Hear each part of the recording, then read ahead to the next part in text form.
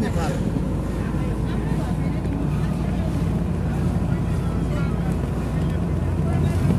कस्तो लागिरहेछ हाम्रो नेपालको फ्लाइओभर हेर्नुहोस् है नेपालको फ्लाइओभर यो नेपालको बार्कोमा भएको फ्लाइओभर हो म करिब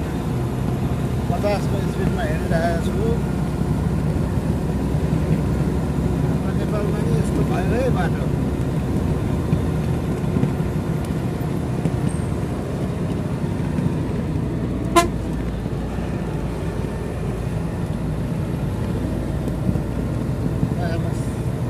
पटेश्वरतिरबाट आइरहेको